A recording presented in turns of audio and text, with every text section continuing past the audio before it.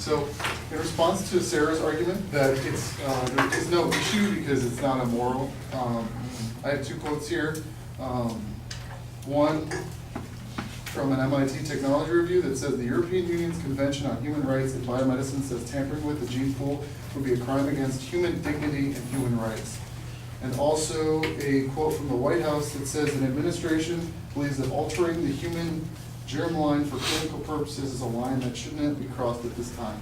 So American Congress believes it's immoral, so there is a problem. And in response to Zach's claims that we should just take it somewhere else or there will be a black market, I'm going to say that just because people will commit a wrongful crime elsewhere doesn't mean we shouldn't try to regulate it and spread regulation.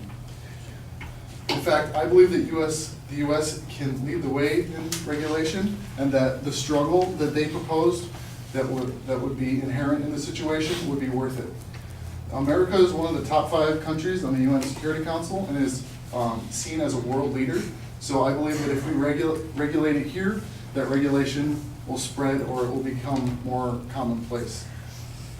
I also, in commenting on his black market option, I do not believe it's a viable source of genetic modification. First off, black market would not have access to scientists. Genetic scientists make from $166,000 to $210,000 a year, and there is no motivation for a geneticist to work on the black market. They can work completely legitimate and legal jobs in the US. And also, there will be no consumers. It is a very risky internal procedure. I'm going to reference a much less invasive procedure where people try to use, the Mint Press reports that with the use of tools such as silicone, which is only available at home improvement stores, many women in several states have died after injecting their buttocks with silicone.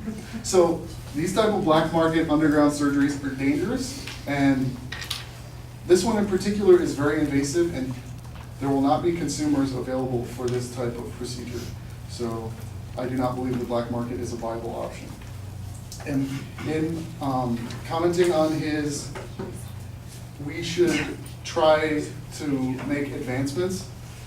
If we have a world ban on this because it's so immoral, then there will be no space race in this genetic field.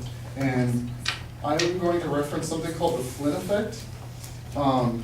In general, countries have seen generational increases of 5 and 25 IQ points. So as a whole, countries, since the beginning of time, are increasing their IQ, are increasing their intelligence, and we don't need these genetic modifications to become more intelligent and to be competitive in a world market. So, and in response to Sarah's Fourth Amendment, that you're denying the parents the right to do what they want, I think that you're denying the babies the right to an existence free of like predetermined goals and an agenda, like my partner said. Parents already have goals for their children and live vicariously through the children, and I think that we're not giving the children the right to choose for themselves as much if the parents get to decide what they look like, what they're going to be good at, things of that nature.